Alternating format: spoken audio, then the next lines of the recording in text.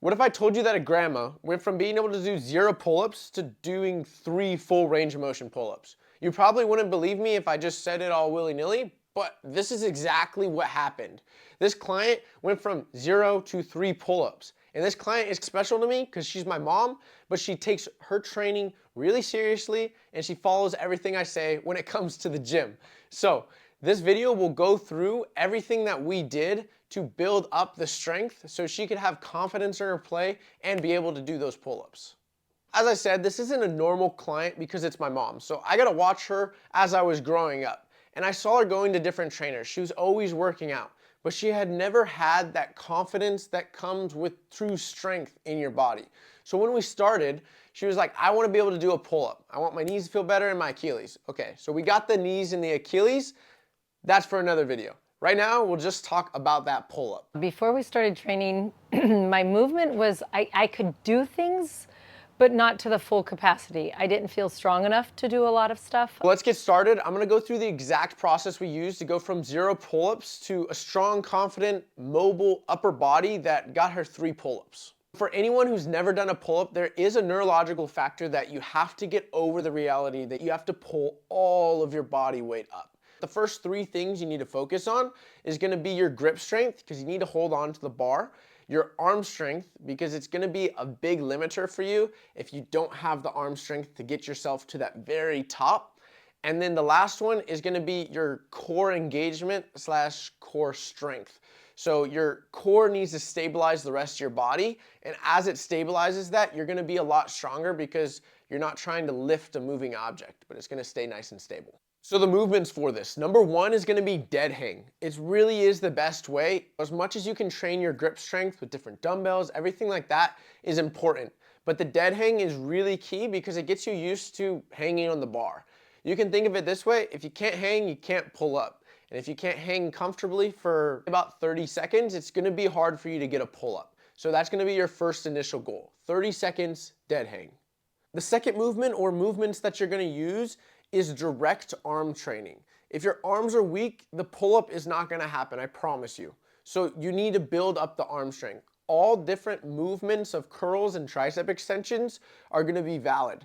We're gonna use the biceps to get yourself up, but if your triceps are unbalanced, you're gonna start finding elbow and shoulder pain, which are gonna limit the pull-ups even more. The third movement is the single arm lat pull down. You wanna scoot yourself right under the pulley and then pull down all the way and let it go all the way back up. This is gonna get the stretch on the lat that you also get at the bottom of a pull-up and work through the full range. It mimics the pull-up best out of pretty much any exercise. And the only exercise that mimics the pull-up better than the lat pull down is the fourth movement, which is an eccentric pull-up. So you're actually doing the pull-up, but you're starting at the top, and then you're controlling for a given amount of time down.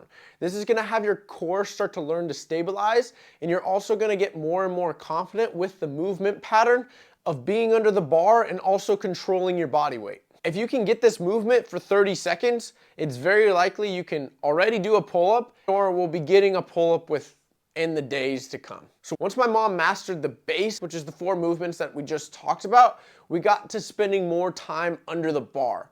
What I like to explain it as is you're not gonna be a good driver because you drive in Mario Kart. You actually have to get in the car. So if you wanna be able to do pull-ups, you're gonna have to spend time under the bar. So the first movement we're gonna talk about here is yielding isometrics. You're gonna have 3 seconds at the top, 3 seconds in the middle, and then 3 seconds at the bottom. That's what you're gonna start with. You can always change that amount of time that you're staying there, but it's a good base to start with. Your core is gonna have to start stabilizing as you're moving, stopping, and you're gonna find where you're the weakest in the movement. As you find that, you can train that more in other parts of the gym or just spending more time there under the bar.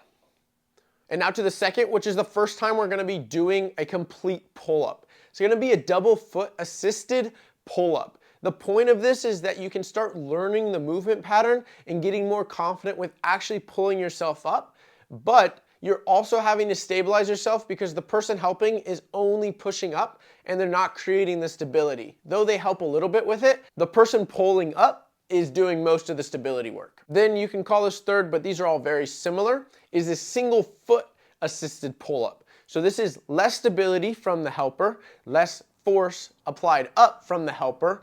And so it's just a progression from that double leg assisted to now the single leg assisted. And then to follow that up, you have the back assisted. Now the person doing the pull-up has to do all the stability work for the lower body, and the person helping is just giving a little bit of assistance wherever the person is the weakest. So if that's at the bottom where they're getting started, sometimes I help a little extra there, and oftentimes it's at the very top, and I give a little extra help there so they can get the feeling of completely pulling the bar to their chest. And then I have them control pretty much all their body weight on the way down, only assisting on the way up. As these exercises come together, which, just to clarify, they're not all thrown into the same program. They're balanced with each other so we can build one up, and then that's going to transfer a little bit to the next one. And then we continue to build until they all come together.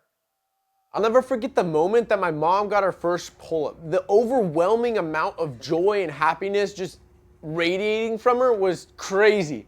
And the amount of confidence that brought her was something I didn't even expect. But I wasn't surprised with the pull-up. She had done the work step by step to get to the goal that she wanted to. Pull-ups was something that I've wanted to do for a very long time. And even though the goal was the pull-up, I'd seen her mindset transform, and she became confident in her own ability to reach new heights and new goals that she wanted to achieve. I can now do pull-ups. And what's the key to that? It's to be extremely consistent with the basics. The first stuff that I talked about and all the movements that I've talked about so far, we're now going to repeat, but with more volume and with more intensity. So the concepts that I think are the most important to getting you more pull-ups is first, and probably the most neglected, heavy arm work. Most people like to train their arms in an 8 to 12 rep range, but when you want to get pull-ups, going from even a 2 to a 6 rep range is going to be useful for your arm work. If you're new to lifting, then I would probably stay to the higher end of that, about 4 to 8 rep range. But if you're an experienced lifter and you want to increase your pull-ups, a 2 to 4 rep range is not too low for your arm work. When you're doing a max chin-up or a max pull-up and you want to do 2 reps with as much weight as you want on it, you're doing heavy arm work. But why aren't we doing that in other parts of the gym? I think people miss the point of getting strong arms. Another aspect, which is what we use the most, is just doing a lot of volume of assisted pull-ups or pull-ups in general. If you want to increase your pull-ups and you're not doing more pull-ups twice a week at a minimum, then you're probably not going to see the results that you want. I'm just being honest, it doesn't feel great. Pull-ups are neurologically draining, but if you want to see the goal be achieved, then we want to do more volume on your pull-ups, and it's going to help your physique a lot. If you're doing more pull-ups, your waist is probably going to look skinnier. And the last concept, or really this is just a specific exercise that I really like for increasing your pull-up strength, is the single arm pull down, but extremely heavy. And the key for this is to make sure that you have a pulley that's high enough, so maybe even sitting on the ground, where you get the full stretch in your lat. This is going to make the pull-up actually seem like it's not a full range movement, which allows you to go all the way down and come back a lot easier because you get used to getting out of that range of being fully stretched and then activating back. So as my mom's journey came together, it became less and less about physical strength. It was about confidence, resilience, and proving to herself that her age is just a number and she can keep achieving goals that she thought were impossible. She's worked really hard and she continues to work hard, and we have more goals that we're going after. I hope that from this video you can see that building strength doesn't have to stop with age. And in general, it shouldn't ever stop with age. If you continue to build strength, your body will feel better, your mind will, and your family will too. You're gonna see more joy in your life because you're able to move better and you're more confident with each step that you take. So hit that subscribe button because there's gonna be more videos just like this that break down how to play for life and keep that joy and strength even as you age. And a little extra piece is some things that people often will revert to that I'm just gonna explain why they're not in this video. So the first thing is a pull-up assisted machine. And the reason why this doesn't make that first part where it can help you get the movement down is because it's really not the same movement pattern. When you're doing a pull-up, your whole body is floating except for your hands. if you lock into something like a pad for your knees, then what happens is you don't get used to the natural swing and movement that a pull-up requires. You also don't have to stabilize your shoulders as much. All of these things are really important to getting your first pull-up because they're often the weak links that keep you from that pull-up. And the second exercise or modality that I don't suggest for people is the banded pull-up. And the reason for this is that the strength curve is completely inverted. At the bottom, where you're able to activate your whole back, your arms are working, everything's working, you have a bunch of help from the band. So where you're the strongest, the band helps you a lot. But then at the top portion of the pull-up, the band loses a lot of elasticity or tension. And so you're stuck using just your arms, which is where you're the weakest, and the band's not helping you through that. So the same reason that I suggest a lot of heavy arm movement for that top range of the pull-up is why the banded pull-up doesn't work too well, because you end up skipping the top range often. Or what I'll see people do is they'll bounce out of the bottom of the pull-up into the top and then hit their chest to the bar and then go back down. So what I would say is eccentrics are gonna get you great results.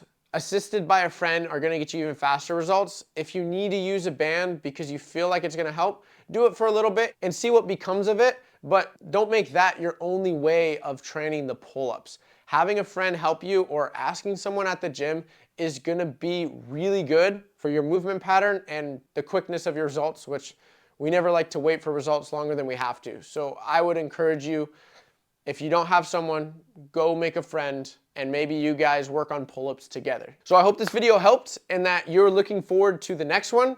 So when I see you, I'll be like, hey, I'm glad you pulled up.